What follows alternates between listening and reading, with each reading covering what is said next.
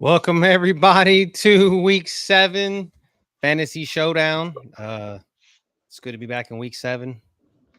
We are into the money rounds, the championship rounds, I think, in fantasy sports, I would say, because it's coming along and it's make or break season, I guess, fellas. I'm hurting. I'm 2 games back from the top spot there. So it's not too far off. I just need a couple things to go my way. Unfortunately, last week I needed a guy to get me 8 points. He got me 0.8 points, and that's how it goes in fantasy football sometimes. Got to make sure the lineup's right. But that's okay. We learn from it. I'm going to get better. I'm like my Jags. We're going to make changes, and we're going to get better. We're going to turn this thing around. Just like me, man. It's like you can't do shit with a concussion. I mean, Marvin Harrison, a whole 0 went into the nighttime game on Sunday, hoping that Tyrone Tracy was not going to do anything, and it was. You know how those go. I mean, it was. I told him, I was like, I needed a 20-point lead, and when the Falcons ended up doing score or getting an extra interception there at the end of the game, and then Amon-Ra St. Brown get that dirty garbage time touchdown, it just kind of like it tapped into that 20-point lead. I needed that, and it didn't happen. So 5-1, back to the drawing board, but can't win every week, so escaping by. Yeah, so lucky me, I'm not in season long. Well, I can DFS losses. I can tell you in DFS, I didn't do too well either because of damn injuries and crazy shit that happened that shouldn't have ever happened. You know, like it was, I did pretty good this last 2 weeks, but prior weeks it was downhill. The week before I hit really good, and of course, DraftKings is like, oh no, not so fast, my friend. You're we're about to hit you with right where we gave you, you know, so that's what's been rough. But the bets are coming through for you though. I did see that.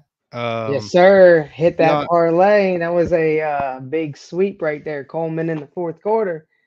I was like, man, I'm smoked. This dude's got 1 catch in 3 quarters, and I need him to get 2 more in the fourth. And what does he do right out the gate? Hit him with 1. I was like, oh, we only need 1 more.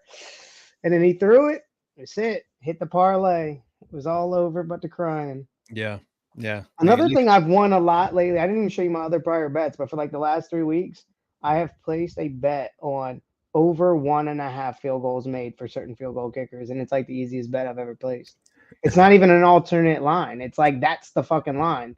2 field goals from this guy. And I'm like, this dude kicks like 3 or 4 a game every time I see him play. It's easy. Like Kansas City's kicker, dude. I can't think of his name right now, but Harrison. Yeah, he kicks like 4 field goals a fucking game, and his over under was 1.5. I was like, easy bet, and I win. It's like I put money in, I want a car. I put money in, I want a car. It's crazy. It's just been. I was talking to the Sports for You guys last night about betting, and obviously a couple of them are in LA, and one of them is actually here in Houston, and it was just like they were asking me betting questions. Like, man, I can't really help you that much because it's not available here. But I mean, it's more or less kind of like common sense. Some of those over unders and stuff like that kind of falls into what we talk about anyway. But I think the fantasy research that we do and we give helps with the sports betting a lot. But I wouldn't say I'm a good sports bettor by any means. If I tell y'all a bet I'm placing, follow it with caution. Because I don't win a lot of sports bets, but I did fuck them up this weekend, boy. And just kind of a side note, like we were talking about college football, and I was like, they do a segment called calling out names, right? So basically, they call out people that did some crazy shit or in the media or something like that over the weekend. My calling out names last night was Vegas in general, right? Because of college football. So the line for the Oregon and Purdue game is over 60.5 points. But the Texas and Georgia game doesn't even make it to 60. I was like, Vegas, what the fuck are you doing? Like literally Oregon and Purdue's like 1-4.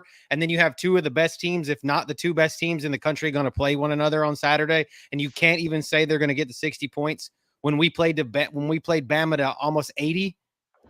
I don't bet a lot of college, but when I do, I never bet the under just because of how their overtime plays. You can literally hit a fucking 60-point over with 30 to, or 15 to 15 at the end of the game. There's only 30 points scored. You can hit another 30 with the way their overtimes are played. So I never bet on college. Always over if I'm betting anything. Yeah, I mean, that makes total sense, though.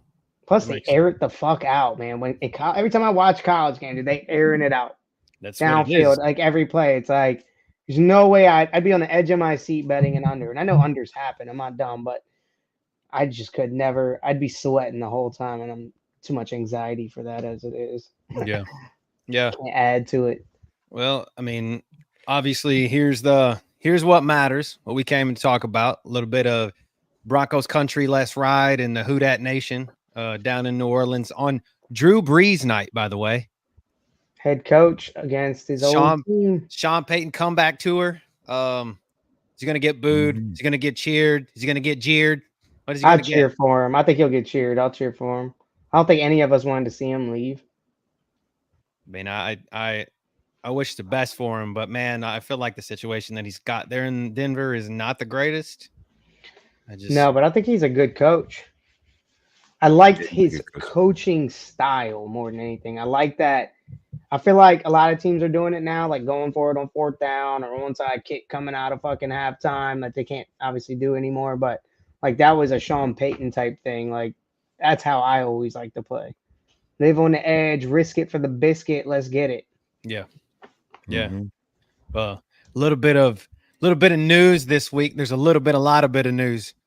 Obviously the most big splashes that were made this week are Devontae Adams going to the Jets. And then hanging out with Aaron Rodgers at his crib, man. If that don't tell you that's going to be his fucking go-to every play, then I don't know what will. He could have been a saint. They're buddies like in real life outside of football, just like he's buddies outside of football with Derek Carr. I think the fact of the matter is what happened to Devontae Adams when you guys kind of went on the snide a little bit with the losing and Derek Carr getting hurt. I think that had some semblance of what happened to the Devontae Adams trade breakdown. And then it just seemed to be, okay, well, the damn Jets make the most sense for him. He probably knows this freaking playbook front ways and back ways without any problems, right? It's probably easy. He just walks into the building. It's like, oh, I know every play. Maybe the verbiage is a little bit different, but I mean, when Devontae Adams is on the Pat McAfee show, literally, just kind of slides into this frame because they're talking to Aaron Rodgers. Yeah, I saw that. He just kind of slid in there. That's why I was like, dude, he's just chilling with him at his house. Yeah. But I feel like he's already had Derek Carr. Wasn't all that great. So he was like, let me test out Aaron Rodgers. I mean, 51 literally in like 2022 or something, like 2021. Like they led the league 51 touchdowns between the two of them. There was the next best. It was before Tyreek. So it was the year that Tyreek Hill before he went to the Dolphins. So it was like 51 touchdowns, Aaron Rodgers and Devontae Adams. And then the next best was like 43, Tyreek Hill and Patrick Mahomes. And then the next best was Kirk Cousins and Adam Thielen. So there he goes. That tells you like the tandem, how much Aaron Rodgers is going to force him the ball. I mean, I really feel like he's going to force him the ball. That shit that with Mike Williams wouldn't have happened the other night if that was Devontae Adams. I don't think so. Obviously, the ball was a little underthrown, but Mike Williams got fried for it. So yeah, poor Garrett Wilson, dude. Yeah, man. You definitely. That was a question that I asked. That was a question that I asked. I was like, is it going to make your team better or worse? First off, since we're talking about Garrett Wilson, let me just tell you how hard it is to win at DFS. I locked Garrett Wilson in as my captain in the 20 max. Only him. I didn't do another quarterback. And I had like 10 lineups, all within like 3 to 4 points of winning. But I didn't have the nuts lineup. On top of that, my girlfriend reserved 40 lineups. So I made her I had to do a whole new mix. I couldn't give her my lineups because she wanted Josh Allen in half. And then she told me to pick the other one. So I picked Garrett Wilson for her 20. I did all new exposures because she's doing 40 lineups. And I gave some like little pump plays in there. Not only did I do 2 different versions of a 20 max of Garrett Wilson, but I also increased the defense of the Jets and I increased the kicker of the Jets. Defense wasn't in the nuts, but the kicker was.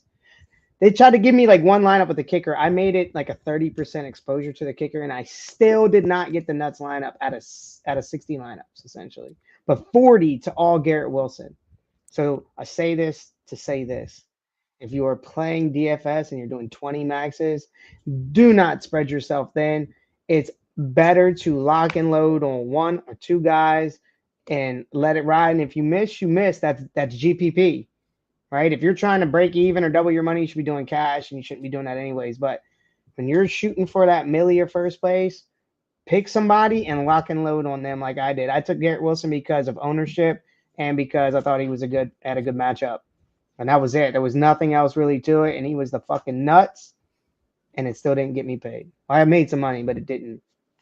Like first place was like 40K and I didn't get it. So I only did a couple single entries and I had a Garrett Wilson lineup, but it wasn't the nuts. So it's so hard, man. It's literally I looked at my lineups, the ones that were close. Everybody was the same. My closest one, everybody was the same, except for I had Jets D that had like 4 points or 5 points, and they had Jets kicker. That was our only difference. And I was like, nice. And I increased the exposure to the kicker. So if anything, I should have had that lineup, and I didn't. Brad, so what do you think about Devontae Adams there in New York? Do you think it's massive upgrade worth multiple wins, or just meh? I think it definitely helps from a chemistry standpoint. Rodgers just seems to really be about chemistry and kind of being on the same page with a guy. It's not necessarily about the routes itself. It's kind of that sort of kind of intangible that you can't necessarily see it up front. And so I think this definitely helps Rodgers. I just don't know how much it helps the team as a whole, unless they plan on sort of force feeding him the ball, because it just doesn't seem like they have enough of an identity really as a whole offense yet to really add in a piece like Devontae Adams and then be successful kind of moving forward. It seems like they've lost a coach, and they never really had an identity really on offense to begin with. They were kind of, seems like many times just kind of, week to week, kind of getting it to this person and getting it to that person. So overall, I'm not sure from a fantasy perspective. As I was saying, I think they might end up just force feeding them the ball. So, I expect 7 to 10 targets to Adams every week. And so from a fantasy perspective, if you have him, I know you're definitely going to throw him out here this week. Definitely in this 14-man league, I would, and just see what you can get out of him if he's playing. So, yeah. Swim, we'll answer that question at the end if you hang out with us. But the answer is no. Well, yeah, at this point, probably no. Yeah, it's like, that guy just went might to as well the just give it to you Bills. now, so because we're about to talk about him. So We're about to talk about him. Might as well. He's going to the Bills, or he went to the Bills. So that answer is no. For a swap of as a person who has a chain, I would even also say no. Just given what you have at the quarterback position and the malaise there, they don't seem to really be scheming Devon A-Chain up.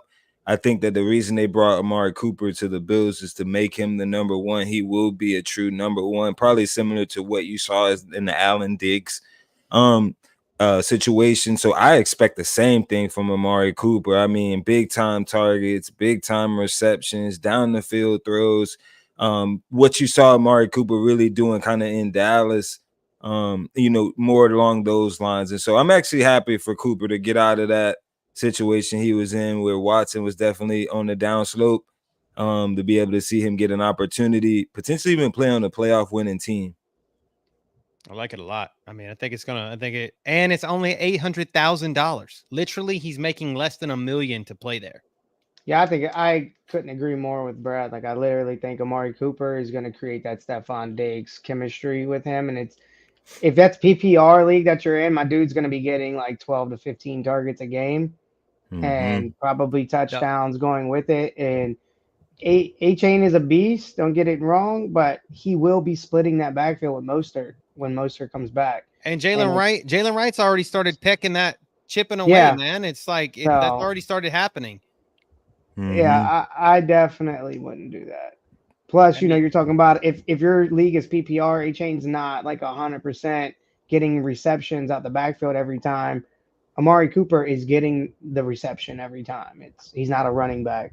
The only problem that I see with Amari Cooper, and this is just playing devil's advocate here, is because he has a 45% catch rate right now. Like he's only catching 45% of his balls, right? But that's fucking Watson's And fault. I'm saying like that's probably a Deshaun Watson way problem. over his head or way over there. He has the most drops of any in the receiver in the massage league parlor right now. So yeah, he's got too much lotion on the ball, right? Or too much baby oil. He's been to Diddy parties or something. But so but what I'm saying is like, I mean, Amar, you're looking for targets, and he's going to get targets. I think Josh Allen is going to find him.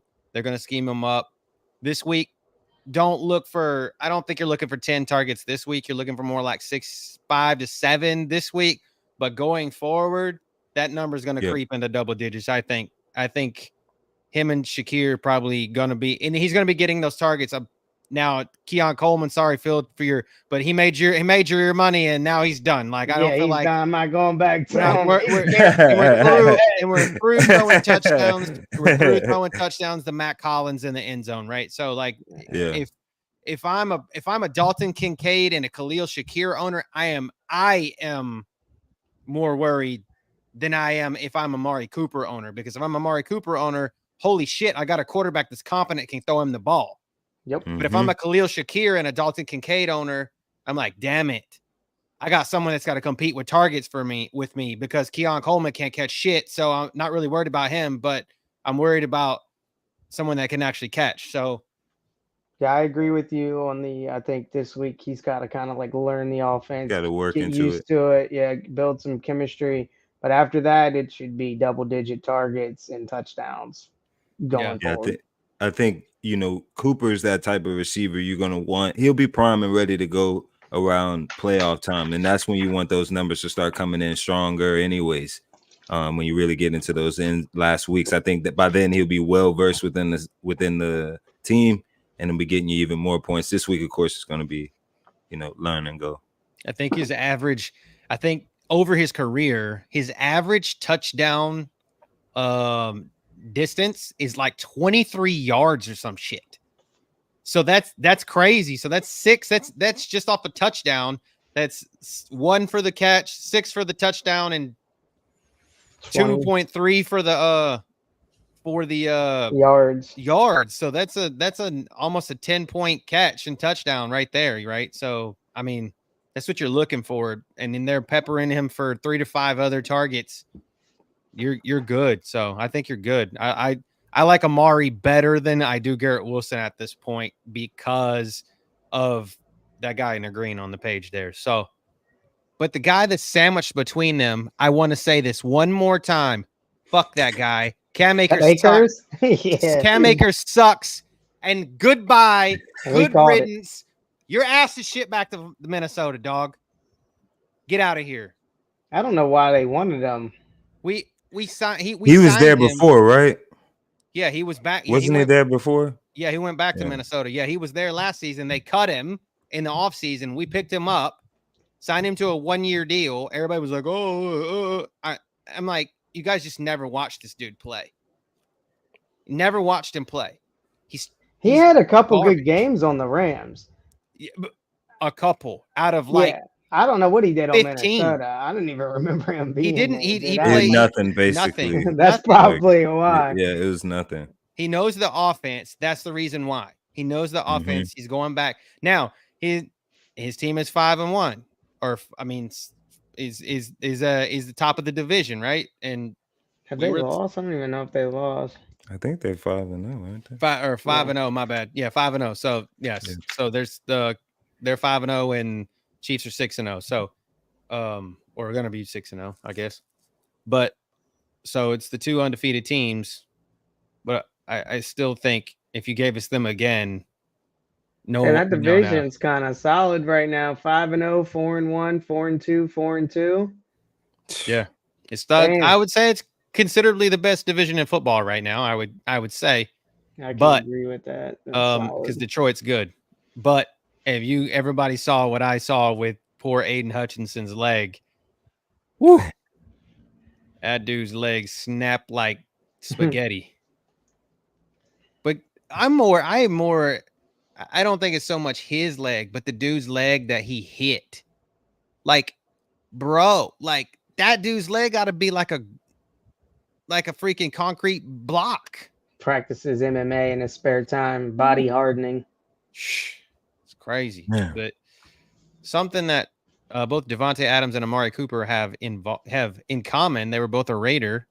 Your two minority owners of the Las Vegas Raiders there, Tom Brady and Richard Seymour.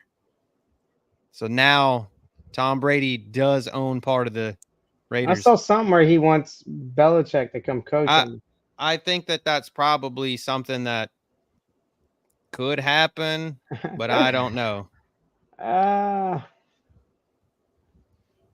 So it's Vegas, man. I think it's cool that Richard Seymour is in on it though, but that's something that's not getting a lot of coverage because of Tom Brady. But they both 5% owners, which is like $22.5 million or something like that.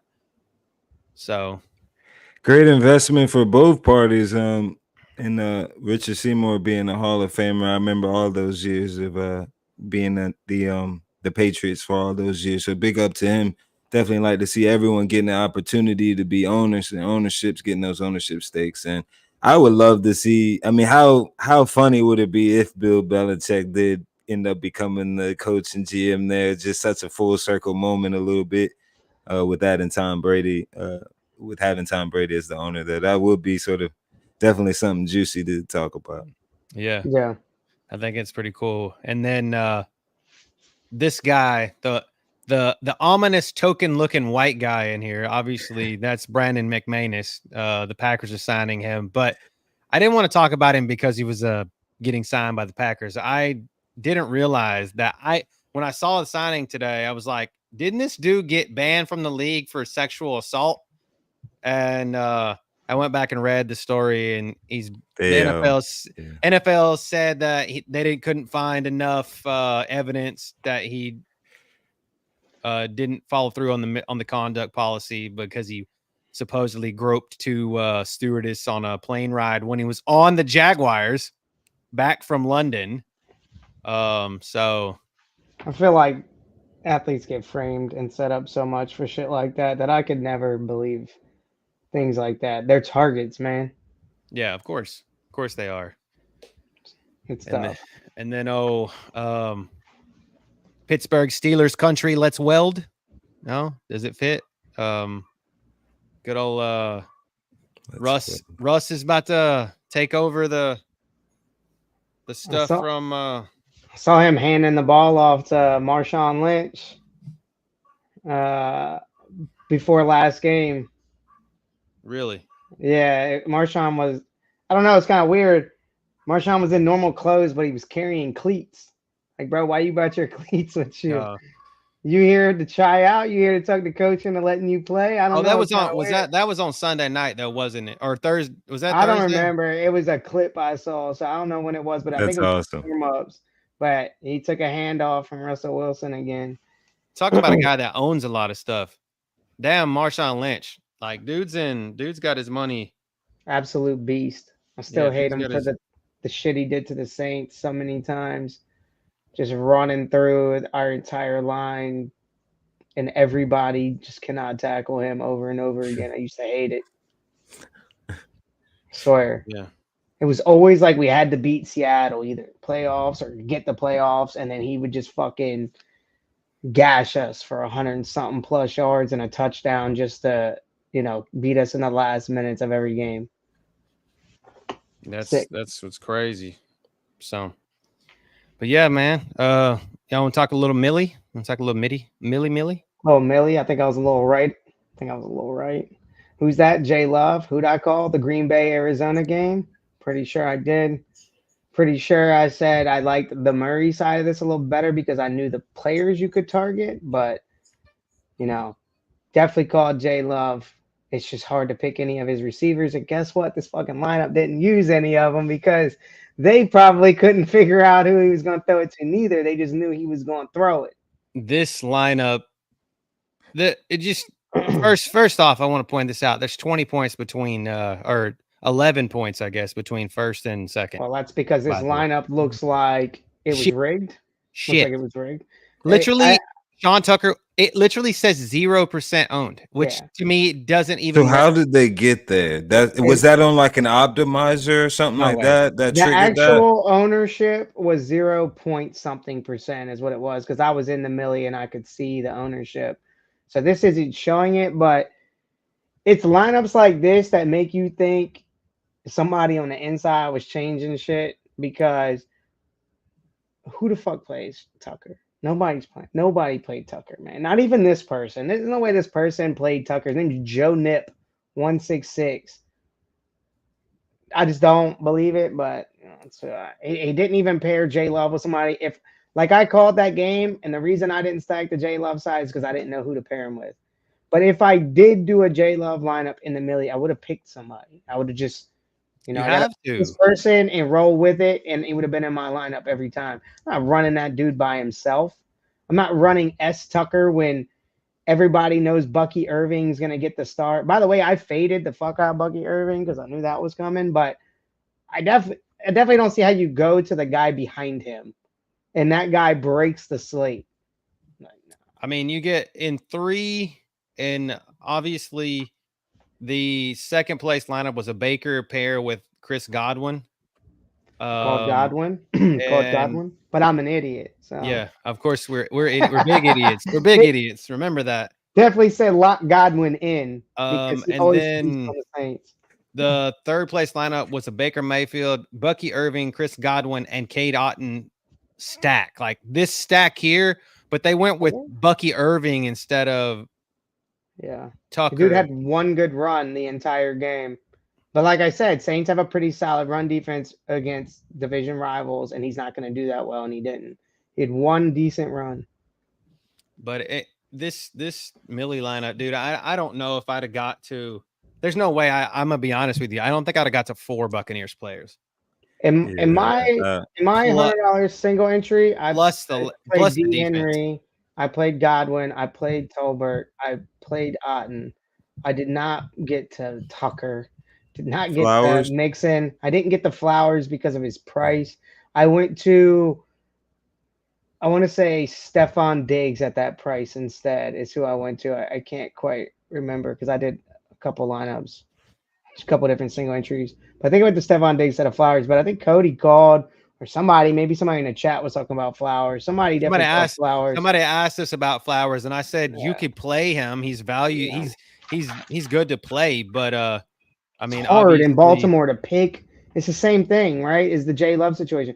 Who the hell do you pair Lamar with, right? Is it going to be Zay Flowers this week? Is it going to be Likely? Is it going to be Derrick Henry who gets all the love? I went with Derrick Henry. So that's why I locked Derrick Henry in, because I was like, Lamar Jackson's chalk. Everybody's on him. And if he fails like I want him to do, how does he fail? He fails if Henry gets all the touchdowns. Henry got 2. But like that's another thing crazy about this lineup. You have 2 Baltimore players and you didn't play Lamar. Yeah. It's super weird. I don't know. I just don't trust it. It's a little sketch to me for sure. The second place lineup, okay, I could have seen that one. You get to that one, Baker Mayfield, Monty. We always call Monty. Monty's kind of we always say to play him, right? Even against Dallas, we were like, please play Monty. Like, obviously. Yeah. And then you have Algier. I don't know how to got to Algier because because he kind of popped off, which is 1.3% ownership, right? And then Stephon Diggs, Godwin, Zay Flowers, Zach Ertz. I told y'all to play Zach Ertz. That's his second place. I mean, this would have won you $100,000 here. Demario Douglas, I'd have never got there because I never would have thought the Patriots and the Texans would have gone as high as the game. I I played would have never thought it was Texans 60. defense in my single entry because everybody was on Buccaneers defense. They were chalk. We knew Buccaneers would do good against a rookie quarterback. I mean, people were in chats talking about Spencer, but he did all right. But he's a rookie quarterback, and they're pretty solid. It's a division rival. Buccaneers defense was the highest owned for that price. Yeah. So I tried to go to Texans, which did good, but they cost fucking 1,000 more, and I think they only got like 12 or 13 points, not 17. And then the Detroit Lions defense, which and also Buccaneers should have 1.7%. 17 points on defense. That was a bullshit fumble for 6. My man never even caught the ball, made a football move. He never secured the ball, and they call it a fumble because he punched it out, and they ran it back for 6 on the replay. They say you gotta catch it and then make a football move. My man was catching it and turning, and the ball was in between his hands. He didn't even grip it yet. And when he goes in to grip it, it gets punched and goes out. And they're like, yeah, fumble for 6. Bullshit. And They this shouldn't even have had those points. And this is something that I want everybody to pay attention to right here. Look at the percentage of ownership of that Buccaneers defense. It's 27%. And this fucking in there's 176,500 entries in the Millie Maker. Okay. That's 27%. Though, so that's close to over. It's like 30,000 people playing. Yeah. That's why I went to the Texans, because I know people don't like to pay up for defense. And when I won all that money back in the day, I paid up for the most expensive defense, which was the Ravens in my lineup. And you see better results when you pay up for defense and you get off the chalk, because people want to say they just play they'll fill in defense and they'll add that money to a better player, because defenses always don't get you that many points. But in my experience, I think if you pay up at defense, it's rewarding. Like I said, Texans did good. They had 12 or 13 points, but because Bucks were cheaper and got more points as that bullshit fumble for 6, they ended up being the nuts. Yeah. This Sean Tucker shit was a little sketch for me. It's a little. Do you think that? Sketch. Do you guys think that this was a sort of a kind of a randomized? Did someone handpick it? You think, or more so, someone kind of got fed a lineup? My little tinfoil cap is saying that this was not a made lineup. That this was my homie Brad. My homie Brad Keel works at DraftKings and was like, "Yo, I got you." And fucking edited my lineup while I was in and gave me some of this crazy shit here. And I'm chopping it with him as we speak. Like, yo, Brad, here's your check for fucking $200K, dog. Good luck.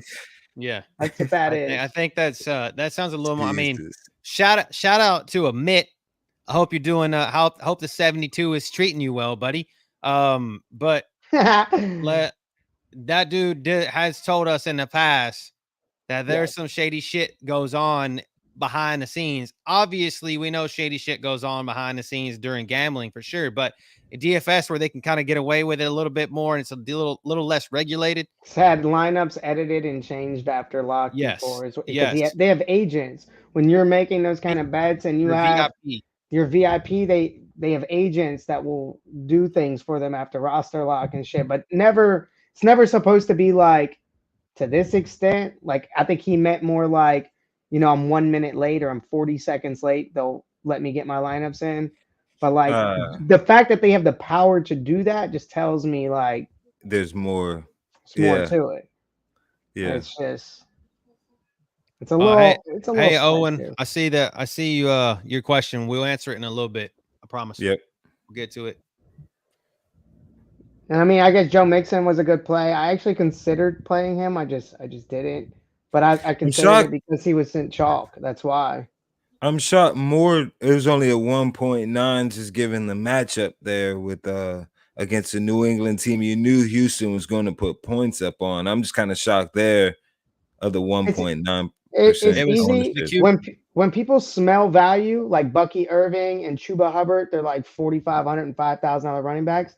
In their mind, they're immediately like, I can pay up at wide receiver if I plug these two shitters in for this price because they're good value, and I can pay up somewhere else. So they don't even consider Derrick Henry, Joe Mixon. They go straight for those, and that's why I was on this podcast getting called an idiot because I'm like, I'm personally not playing those. Like Bucky Irving was like 40% owned, and I'm like, Saints have a solid run defense. I don't care what they say on paper. That's my team. I know them. I know all about them. I know when we play Bucks, Panthers, Atlanta.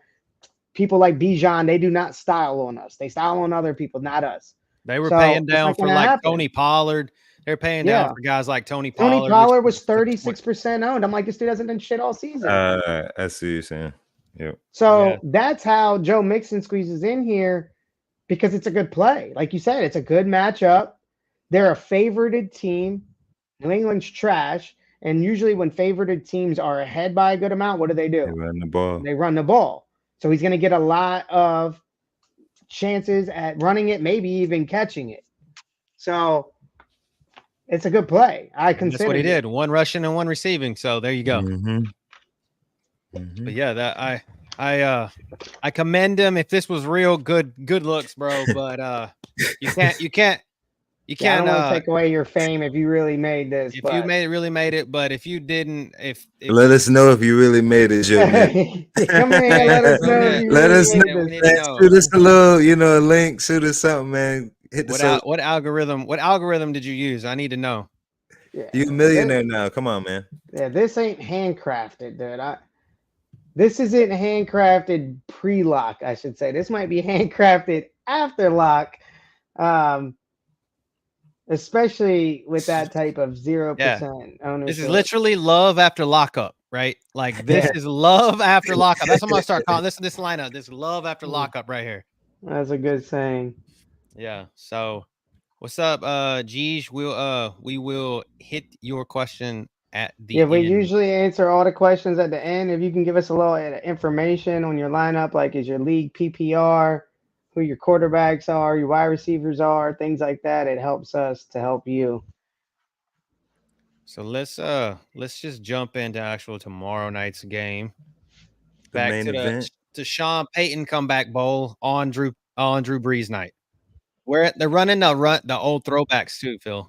I did see Saints? That. Yeah, the different color, like not the exact this color. But the real old gold. The real old gold. I have a jersey of it. Yeah, the real old gold and the white. Like the Archie Manning gold? Yeah, the Archie Manning gold. The Aints jerseys, yeah. So thought about naming my son Archie, I'm not gonna lie.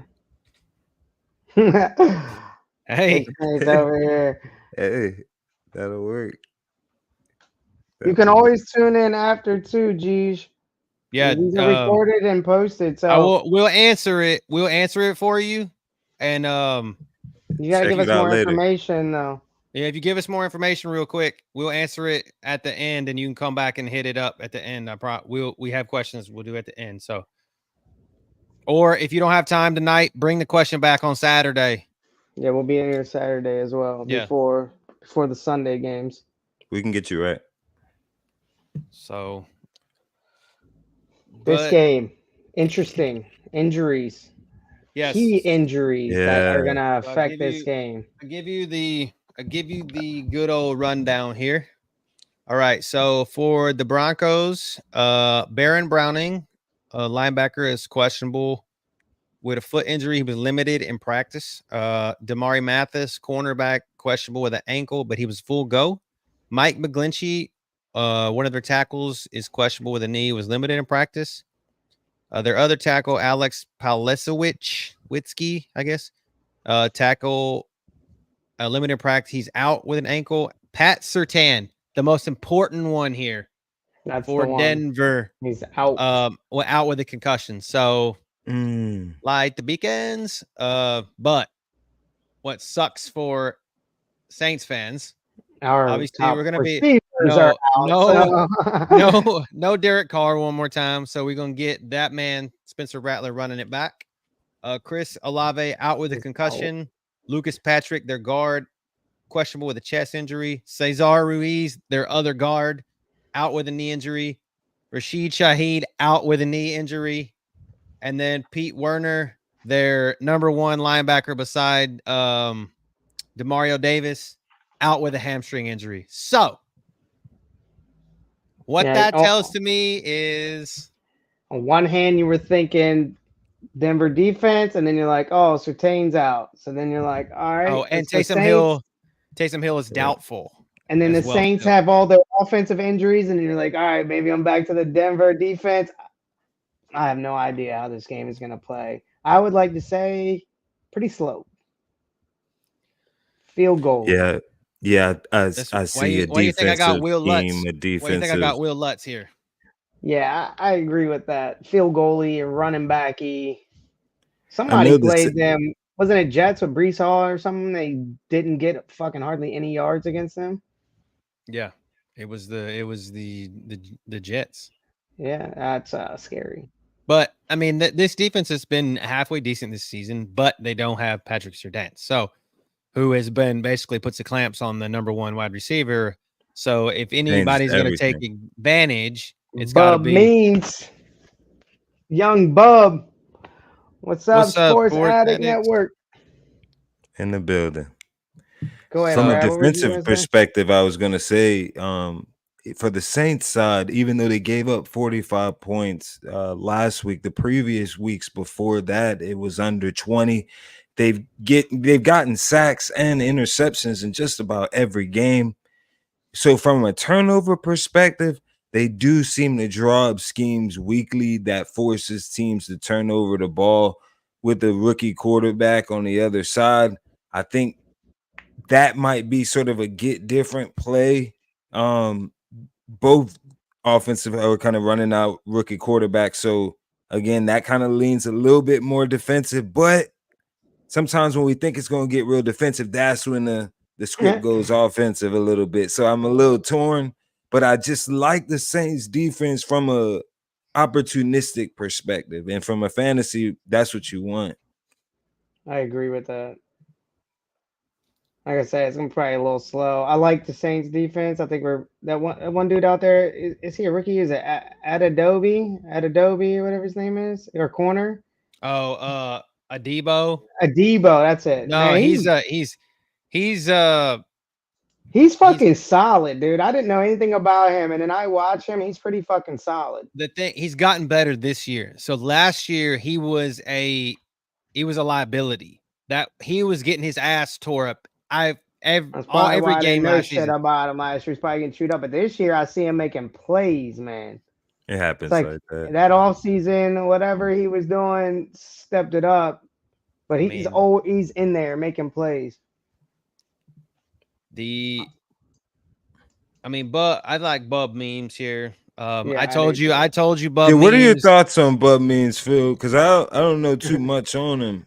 I don't either. I think Cody knows more than I do, but I know that from what I watched, he's got chemistry with Spencer.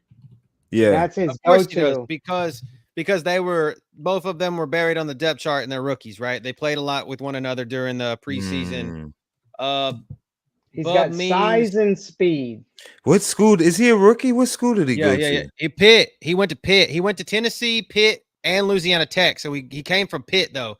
I saw him when he came out of Pitt. So he had like 720 yards last season in Pitt. So and 6 touchdowns. So he was good. A year before he was he had like a 401. So he's got 15 in 5 seasons in school, but he was one of those guys that jumped around quite a bit, transfer and stuff. But he had 90 receptions for a little 1,500 yards and 10 touchdowns in his career. So I mean, he's like 6'2", 204. So he's a good size guy. And Quan Bolden.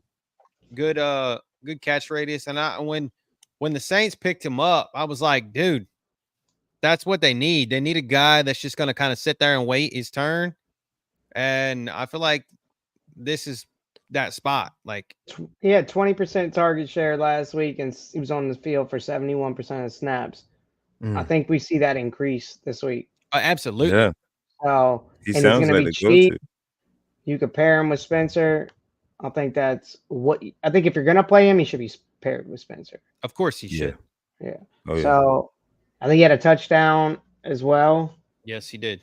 All right, yeah. He was on my waiver wire pickups this week. If you're hurting for a wide receiver, especially with no Shaheed and no Olave, you need to take advantage of that. I think another person's gonna eat too besides him, and it's gonna be Juwan Johnson. I'm about to say this is the Juwan Johnson primetime special that we always get once a year. Once a year. This might be the game. Yeah, I mean, it's backup quarterback's favorite to throw under routes to tight ends. Jawan's a beast. And he, was targeted last week, but so was Foster Moreau by Spencer. So obviously he likes tight end. He's going to throw the tight end. And with, like he said, Olave and Raheed Shaheed out, the targets have to go somewhere. They're not all going to go to Bub. I think the majority of them might go to the tight end, which is Juwan Johnson. It's Kamara, maybe a lot of passes out the back to Kamara. I mean, Bub Means had 8 targets. Kamara had 8 targets. Rashid Shaheed had 7. So there's 7 vacated there. Olave had 1 and got rocked. So that's 6 targets that's going to be vacated.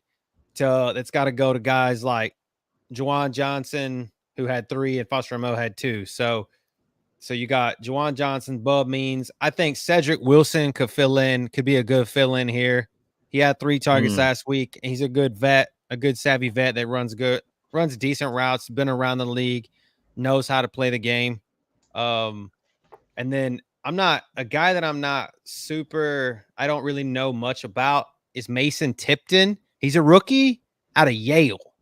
So he's a guy that I really don't know much about, but I think because he's cheap, and he had 4 targets last week. So yeah, like you said, Shaheed had 7, and that's going to be 7 that we have to pass around now. So somebody's going to be getting 2-3 more targets than they already had. If Bub had 8, Juwan had 8, we're looking at double-digit targets for those players now. And then this guy Jordan Mims, he had some catches too and a carry.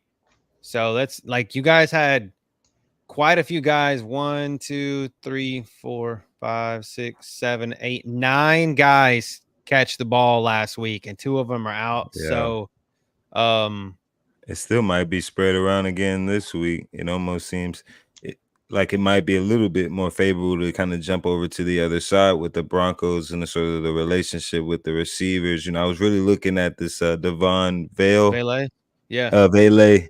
I know he was in week 1, had 8 receptions, only 39 yards. I just like the 8 receptions and the target share. He was out either injured or sort of inactive. And then he came back though last week. I believe he had 6 targets, 6 catches on 8 targets. It just seems to me that there's a chemistry there, which is why they brought him back into the lineup after being even a healthy scratch. I believe the week before, there's a chemistry with him and Nix that I would think you might want to pair tomorrow. From a daily fantasy perspective, and allow those 2 to kind of eat together, because I just think that he's due for probably additional targets, or even if he gets the same amount of targets, 8 targets is enough production there, and the value isn't too exactly from a spend, and I just see this game kind of flowing that way where Nix is kind of dropping back to throw more. I just don't see them getting that much in the run game. From the Broncos tomorrow. I see more receiving play. If not Devon Vale, then also you have Troy Franklin, who has the relationship with Bo Nix going back to Oregon. He's due. I think he had a touchdown last week, but his target share wasn't as high, which is kind of what took me off a little bit and put me more closer to Vale than Franklin here. But I think you can't go too wrong with those 2 options with pairing it with Nix, not sort of by themselves. There's one other person too that you didn't mention is Lucas Kroll. I think he's taking the number 1 tight end spot from Dolphins. Yeah, and not only that, but I mentioned it last week. The Saints are not good against the tight end. We just never are, and Otten was in the fucking Millie winning lineup of it. So we tend to not cover tight ends. Sean Payton, if anybody knows how to beat this defense, it's going to be Sean Payton. He's going to throw it to the tight end. He's already going to know. So I mean, I didn't know much about Troy Franklin, so that advice was huge. And Vele, but Lucas Kroll too. I think there's a lot of like if you're gonna simulate this game in your mind and you're gonna run a couple like slow field goal defensive type lineups, also run your this is a score Fast heavy, one. pass heavy, fast paced offenses. Get you some Vele, Kroll, and Franklin in there with Bub Means and Spencer. And not to like get really weird, but I mean somebody that had targets last week, but I don't see him. Oh yeah, he's here. Marvin Mims, man, he's 1,200. He still had 3 targets. He didn't catch anything, but he had 3 targets. So that's one of those guys, and we know that he doesn't have the relationship with Bo Nix, but he's been around with the organization, right? So I wouldn't count him out. Like if you need to save some money, he has to save some money. If you have to save some money, but I was gonna say Troy Franklin for sure because of 3 is good. He went 2 for 3 for 31 and a touchdown. So I mean that's good production, especially if you're doing this in a showdown slate, and this is going to be a slower game anyway. So, and then if you're trying to get somebody that's a little throwaway money, and you're down to the bottom dollar, don't sleep on Audric Estime. That's what I was thinking That too. dude Like is fucking huge. He's huge, and if anything can be shown from this game last week, it could be how the backup comes in and steals the shine, right? And we Yep. know these weird games like this, it's always this $400, $200 guy that comes in and falls into the fucking end zone and ruins your lineup because you didn't have that guy in there. Like in the world of the 49ers, it's always the 3rd string running back or Kyle Juszczyk, who's like $400, right? Yeah. Or somebody like that. So keep him in mind, because at the beginning of the season, a lot of people were on him, right? Like a lot of people thought he was going to be up there, and he kind of fell off a little bit with the injury that he had, but he's been back a few weeks now, and I think he's primed and somebody ready you to gotta go. have in your lineups in the millie. Like if you're doing multiple lineups in the millie, you gotta get exposure to him. Yeah. If you're doing single entry, I don't think you go that. You go. Oh, you don't have to get that deep, but I'm saying Yeah. and dude's big. Like I think he's a power runner. So, Out of Notre Dame. yeah. Yep. Because I'm just looking to see. So what was the rushing? He only had it was low. It was a low percent, but 2 carries for 13 yards. But I that think was Sean Payton had said he's in line for more work, whatever they like from him. I mean, Jaleel McLaughlin got 3 carries for 8 yards. So you 2 for 13 or 3 for 8, right? Like you make more of your chances. So, and Javonte Williams had 6 carries for 23. We always say they use these primetime games for advertising. That's why you see weird people like him score out on the field, and you see somebody score, and you're like, "Who? The fuck was that?" Yeah. And advertising for trades. Look at all these trades that are happening right now. They want to show somebody off that's 3 sitting weeks on their bench. 3 weeks So to the deadline. So let's offer him up, get some trades going. But it's always good. I really wish that Taysom Hill was good enough to play, because this would be a Taysom Hill special game. I think He's it would always be. in the fucking nuts on prime time, dude. It would be a smash. I think I'd lock Taysom Hill if he was in, just for the simple fact of the matter is any other time we'd be like, fuck Taysom Hill, get out of here. We don't want you. We don't need you playing quarterback, right? But this is the time to have him and Spencer Rattler, an actual quarterback that has a little bit of athletic mobility on the field at the same time, with AK and maybe Bub on the field and Jawan. Like, I feel like that it would work, but now it's just like, damn it, you have to be hurt. Yep. I can tell you the ownership tomorrow for captain is going to Kamara and Bo Nix. After that, there's like a fat gap. You could play fucking anybody, but Kamara coming in at 30%, and Bo Nix coming in at 20%, and then Javonte Williams is coming in at 9%. So there's a big gap between anybody else after that.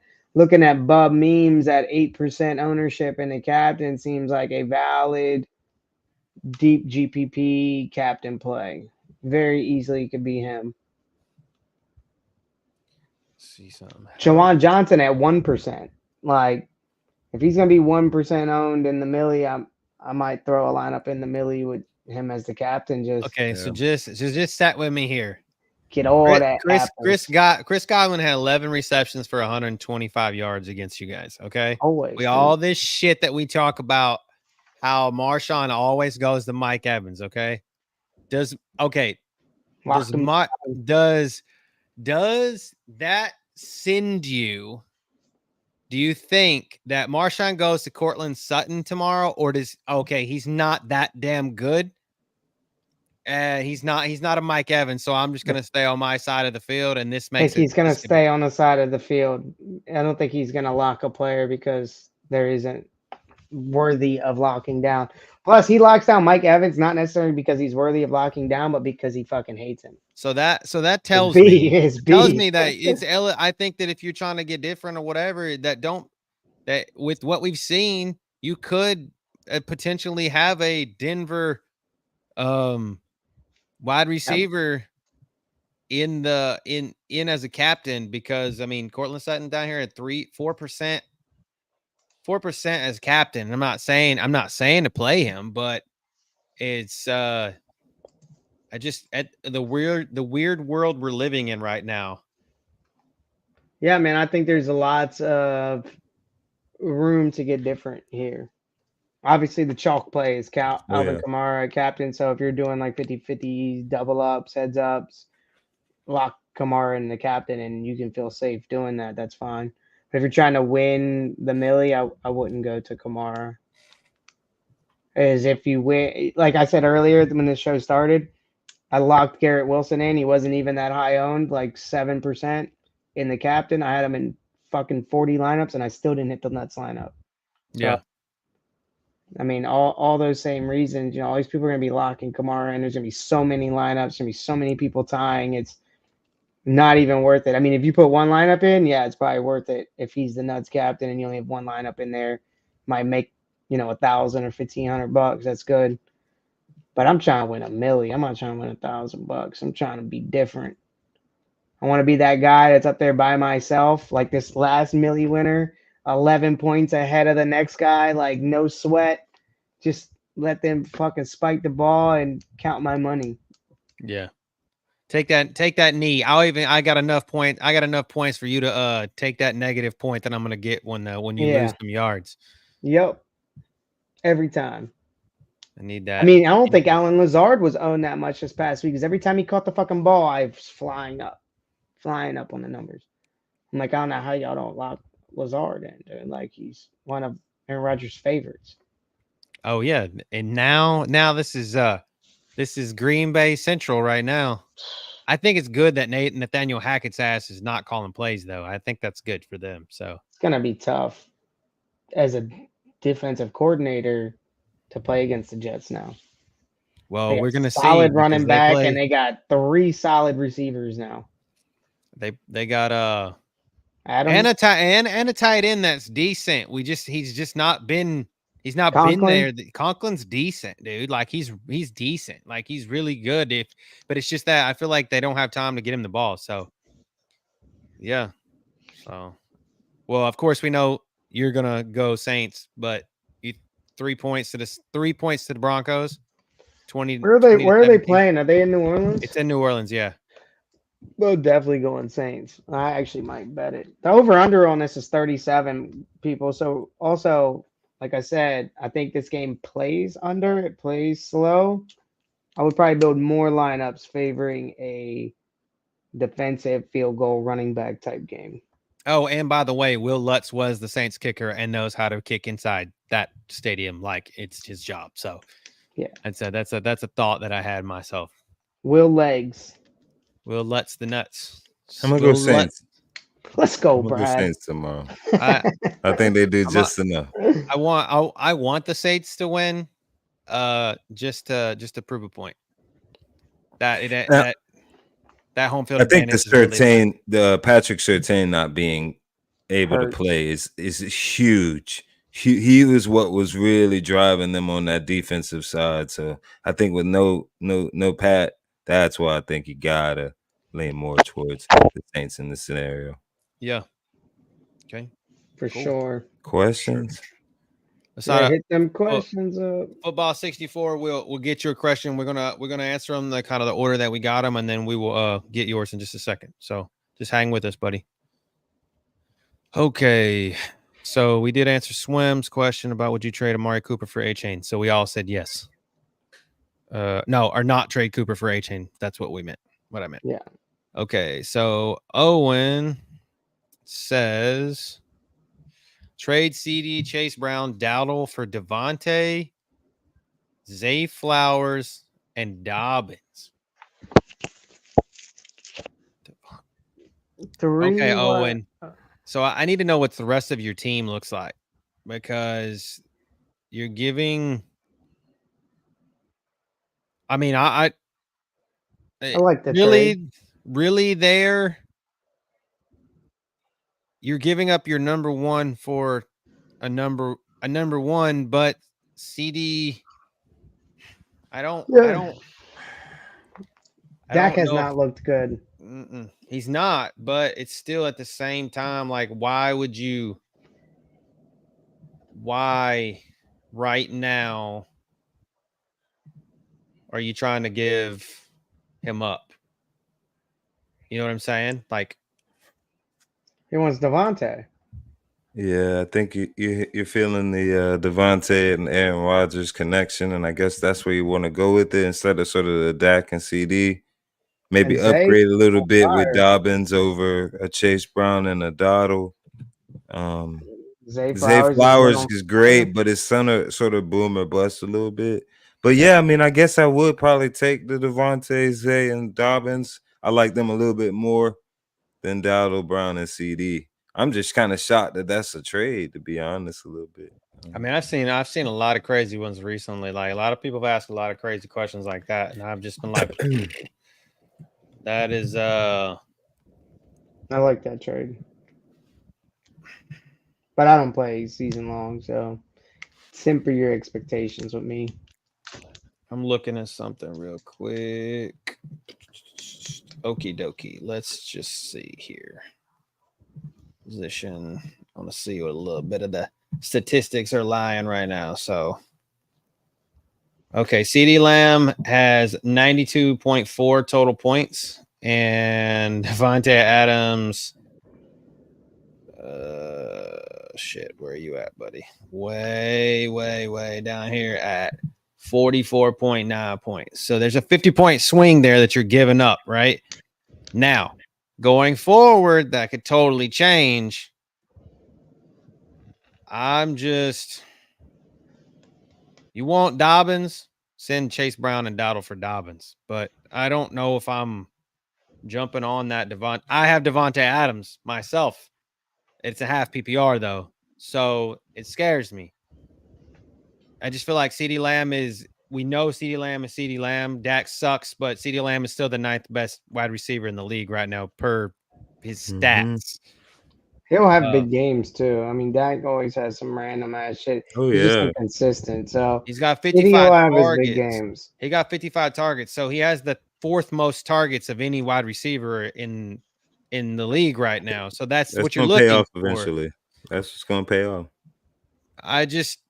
I don't know. And now if you're looking, Zay Flowers has 11th most at 48. So you're looking for targets here. Now, I think Devontae is going to get them. Don't get me wrong, but I need to see the rest of your lineup to see if it's worth getting up those amount of targets for me to be able to make a decision. That's just me. And I have Chase Brown too. So Chase Brown is we don't really know. So Dobbins, I like Dobbins. So I can't really answer that one. Do it at your own behest. So Jeej, I think he's not with us right now, but we'll answer it anyway. Bad spot. He has 2 running backs injured. Brooks and Etienne. Okay, well, Brooks never played the season. He was supposed to come back, but it is what it is. And two RBs on bye, Dowdle and Swift. I'm looking to drop Dowdle for a waiver running back, but I can't decide if I should take the take the 0 in the other spot or drop Brooks, Etienne. Thoughts?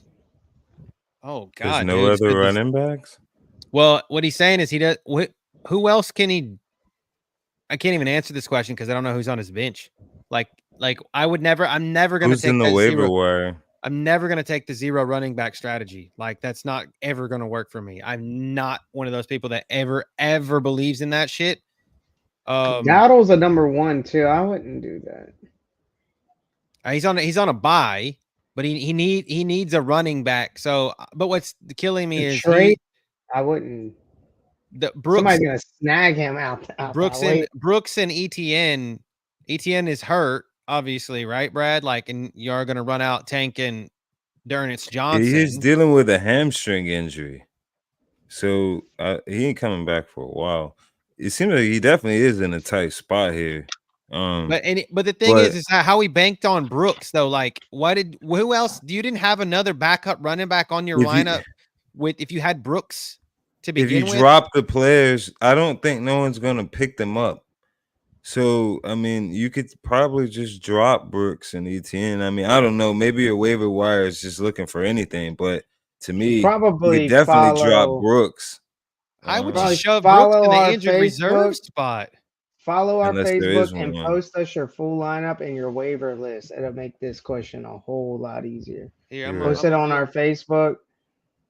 Cody's gonna post the. I'm gonna do the link. Give you the link to all the socials right here. If you come back and watch this, if you're still not here, come post the lineup and the waiver because it's like an impossible question to answer. Any of the social media, send us the link. Facebook, Twitter, or you can send it in Twitch as well. I'll get it in there too. But just send us the rest of your lineup, dude, because this is too hard to be able to tell you to do with just 4 guys. Because I still don't. I mean, obviously, Dowdle and Swift is okay. So this makes sense. So Dowdle and Swift were his 2 backups here, but you booked on Brooks. That's the problem here. So like you didn't pick up a waiver. You've got to have a fucking wide receiver, a tight end, or a backup quarterback, or somebody like that. I'm never going to tell you to take a 0. Go grab fucking S. Tucker off the waiver wire, dude. He was on my waiver wire pickups this week. Go grab Eskime. I think he might be on there. Try to run him out tomorrow and see what you might get at least a few points. How many guys? Never take a 0. I wouldn't never take a 0. You got to put a guy there. Don't leave it dead. So get S. Tucker, dude. He's. But it still to me doesn't understand. I mean, you could leave Brooks in the IR spot, like he's literally on the IR, or Etienne is going to be on to be a 0. So shove him in the IR spot. That's the answer to your question. And then just pick up the best available running back on the waiver wire. Don't dump anybody unless you guys don't have an injured reserve spot, which you need to abandon that league yesterday. Never play in a league. I can tell you, never play in a league that doesn't have an IR spot. Never. Yeah, injuries happen deep every bench. Year. Never. So, okay. So, Football 64 says start Joe Mixon or Aaron Jones this week. Joe Mixon. That's Aaron Jones. Aaron Jones playing against Detroit. My man's got a solid run defense. Dude, they've been shutting people down. Joe Mixon is playing the Green Bay and they are middle of the pack. And is that at Green Bay? Yeah, we're at Houston. I think they're at Green Bay. Lambeau. But he's gonna catch the ball. He's gonna run the ball. Bobby's gonna throw him the ball. Bobby's gonna. I don't trust Aaron Jones with the fact of he's kind of not healthy. They just traded for Cam Akers. Fuck that guy again. And Ty Chandler, so is there. You're right. Nobody's taking nobody at this point. People here in Houston don't want to see anybody but Joe Mixon touching the ball. So nobody's going to touch the ball but Joe Mixon. Maybe Dare might come in every now and then. That's why we shipped Cam Akers out. Dame's going to come in garbage time if we're out ahead. So Any other questions? Probably have more on Saturday as it gets closer to lock. Yeah. It's I think people are Appreciate watching the questions we got though. watching baseball right now, I think. Is there games on? Yeah. People watching the Dodgers and the Mets. We're just Series. as exciting.